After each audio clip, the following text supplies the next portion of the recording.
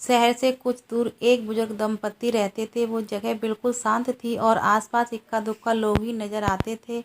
एक दिन भोर में उन्होंने देखा कि एक युवक हाथ में फावड़ा लिए अपनी साइकिल से कहीं जा रहा है। वह कुछ देर दिखाई दिया और फिर उनकी नज़रों से ओझल हो गया। दंपत्ति ने इस बात पर अधिक ध्यान नहीं दिया, पर अगले दिन फिर वह व्यक्ति उधर से जाता दिखा। अब तो मानो ये रोज की ही बात बन गई थी। वह व्यक्ति रोज फावड़ा लिए उधर से गुजरता और थोड़ी देर से आंखों से ओझल हो जाता। दंपत्ति का सुनसान इलाके में इस तरह किसी के रोज आने जाने से कुछ परेशान हो गए और उन्होंने उसका पीछा करने का फैसला किया। अगले दिन जब वह उनके घर के सामने से गुजरा तो दंपत्ति भी अपनी गाड़ी से उसके पीछे पीछे चलने लगे।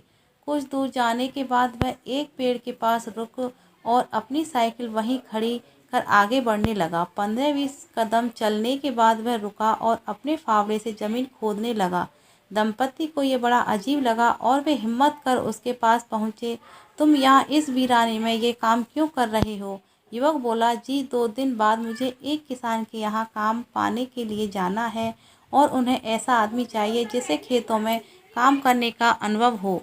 क्योंकि मैंने पहले कभी खेतों में काम नहीं किया, इसलिए कुछ दिनों से यहाँ आकर खेतों में काम करने की तैयारी कर रहा हूँ। दंपत्ति यह सुनकर काफ़ी प्रभावित हुए और उसे काम मिल जाने का आशीर्वाद दिया।